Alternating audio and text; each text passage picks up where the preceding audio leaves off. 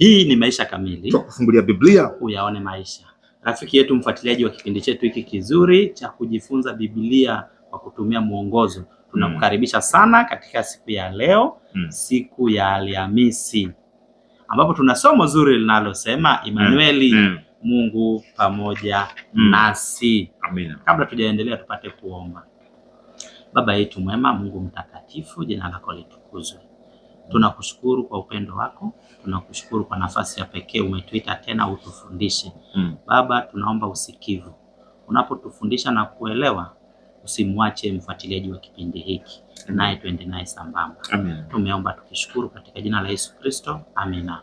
Amina. Amen. Mungu pamoja nasi. Mungu pamoja nasi. Leo tarehe ngapi? Leo. Tarehe 5. Leo tarehe 5. Leo ni Jumapili ya nini?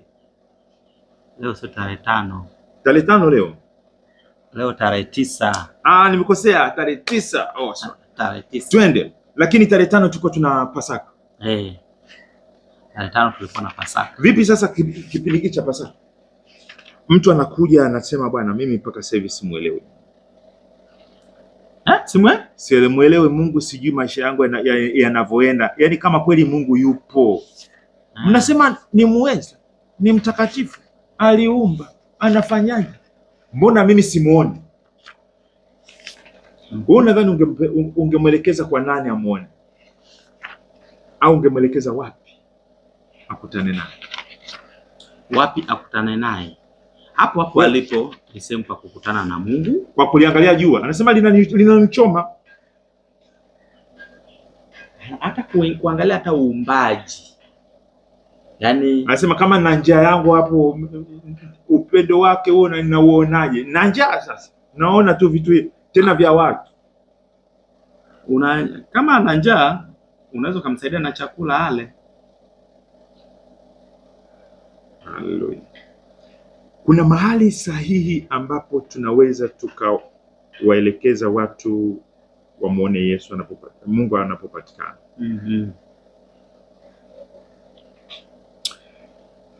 Yohana 14:9. Kuna wanafunzi mmoja alimuuliza Yesu, alisema, wewe kila siku unasema baba, tuonyeshe huyo baba, huyo Mungu baba yuko, tuonyeshe. Yesu akajibu akasema, aliyeniona mimi amemwona Baba. Sasa tuzungumzie habari ya huyu Yesu aliyekufa, aliyezaliwa, akaishi, akafa, akafufuka, ambaye kumuona ni kumuona Baba. Kwani kuzaliwa kwake kulikuwaje? Kwani alitajajwe? Na alipoondoka alisemaje? Twende kwenye Mathayo sura ya 1 mstari 23. Mathayo. Jina la Yesu lenyewe linasema nini kuhusu Mungu yukoje? Mathayo sura ya 1. Kitabu cha ukoo wa Yesu Kristo, mwana wa Daudi. 1:23. Ukipata nafasi soma kwanza sura ya kwanza, lakini sasa hivi tusome 25. Tazama, bikira atachukua mimba, naye atazaa mwana, nao watamuita jina lake Immanueli, yaani Mungu pamoja nasi. Wanamuita jina lake nani? Immanueli. Nani wanamuita? Immanueli. Anasema nao watamuita jina lake Immanueli. Nani hao watakaomuita? Wazazi wake watampa hilo jina na watu. Lipozi hilo jina, hilo jibu tutaliona baadaye. Mathayo 28 mstari wa 20. Yesu sasa amemtambulisha Baba, amemtambulisha Mungu. Anasema aliyeniona mimi amemwona Baba. Anaondoka na wanafunzi wake wanamsikia Yesu anasemaje? 28. Ngapi? Fungu la 20. 28:20. 28:20. Na kuwafundisha kuyashika yote niliyowaamuru ninyi. Tazama, mimi nipo pamoja nanyi siku zote hata ukamilifu wa dahari. Nipo pamoja nanyi siku zote hata ukamilifu wa dahari. nao watamwita Mungu pamoja nasi, Emmanuel. Inawezekana wazazi walipomwona, walipokabeba kale wakasema, oh, tunamuona Mungu. Oh na baby, like father like son, kama baba kama mtoto. Lakini wakoma walipokuwa namuomba Mungu awaponye, anasema ukitaka waweze kunitakasa, sema nataka takasika. Watu walikuwa wananyanyua macho, Mungu anasema tumemwona Mungu. Mungu kweli uko pamoja nasi katika huyu mtoto wa Bethlehem. Akisamehe dhambi, waliosamehewa dhambi waliona Mungu anawasamehe dhambi. Kwa hiyo Mungu alikuja kumdhihirisha, Yesu alikuja kumdhihirisha Mungu katika matendo, katika kuishi pale msalabani, katika kufa na hata katika kufufuka. Na sasa Mungu pamoja nasi, akienda Galilaya Mungu yuko pamoja nasi. Anasema Mungu ametufikia, ametujilia, ametutokea. Akienda Samaria, akienda Mungu ametujilia. Huo uwepo wake sasa alipopaa ndio ameondoka nao. Emmanuel ametoweka. Mungu anasema bado mnaweza mkaniita, maana hata mkienda na watuma sasa ulimwenguni, mkaende mkanitambulishe, mkanishuhudie ulimwenguni kote. Ndio hivyo. Tazama niko pamoja nanyi hata ukamilifu wa dahari. Aha, yuko ndani yangu. Ndio nilipokuuliza hapa, anasema kama mtu hana chakula na anataka kumuona Mungu, ninaweza nikampa chakula. Kama mtu yuko gerezani na anataka kumuona Mungu, ninaweza nikaenda kumuona, kumsalimia. Ninaenda kumpeleka Mungu, kumdhihirisha Mungu. Yule akinipokea anasema Mungu akubariki mtoto wa Mungu. Nimemuona Mungu ndani yako. Kwa hiyo Emmanuel ni jina la kushare. Walimuita.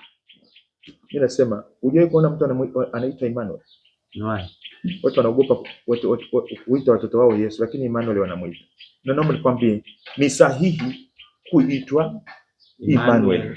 Mimi naomba uniite Emmanuel. Nataka mtu akiniona aseme Mungu yuko pamoja nasi. Nikiingia gerezani nasema Mungu ametutembelea. Nikiingia nyumbani, nikiingia sokoni, nasema Mungu amebeba uwepo wa Mungu, amebeba sura ya Mungu, amebeba baraka za Mungu, utakatifu wa Mungu, upendo wa Mungu, uweza wa Mungu. Kwa hiyo ni mobile. Amen. Ila watu wanatakiwa kushuhudia kumuona Mungu. Bana watu mpaka sasa hivi wanasema yuko wapi? Mbona mimi simuona?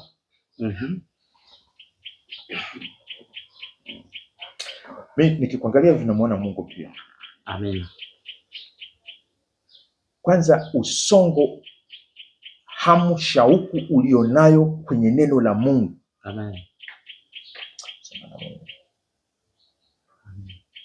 Alafu nilikuwa na kufahamu zamani, miaka 5-6 iliyopita, na nikikuangalia sasa hivi nasema muona baba. Wewe ulikuwa hivi? Ndio. Unasema ulikuwa hivi? Ulikuwa hivi. Yaani Mungu alikuwa nazidi kukua. Sasa. Haya. Tumejifunza Emmanuel, Mungu pamoja nasi.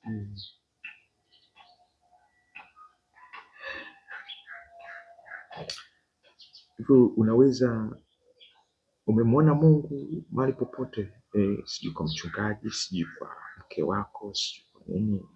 Mungu pamoja nasi. Bado unaweza kuwa na mtu wa maswali, Mungu simuone.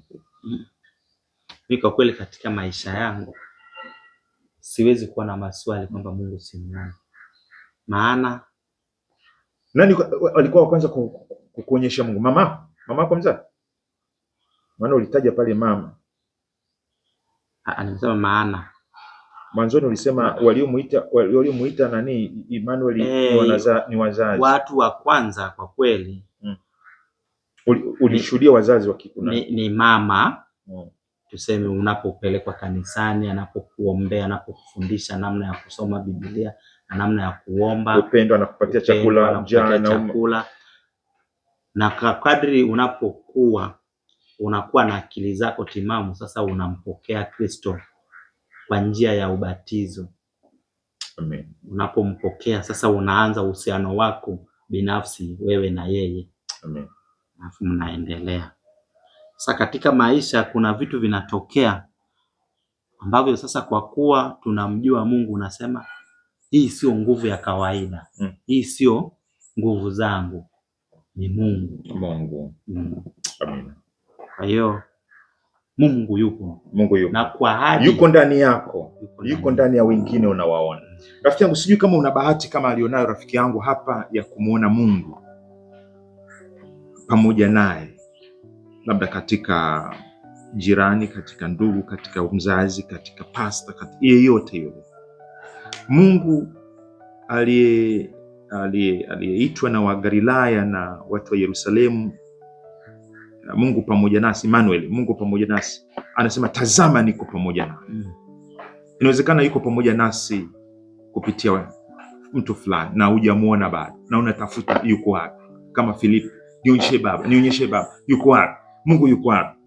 Kwa nini tusiombe Mungu atufungulie macho? Maana yuko pamoja nasi. Tuombe. Baba yetu mbinguni, fungua macho ya vipofu, maana wewe uko pamoja nasi kupitia watumishi wako, kupitia wazazi, kupitia yeyote anayekusura hapa duniani. Basi uwepo wako ukafurike kama bahari inavyojazwa na maji. Utukufu wako kajae kila mahali, tusitembee gizani tena. Mpaka somo lingine, ndivyo tunavyoomba kwa jina la Yesu. Amen. Amen.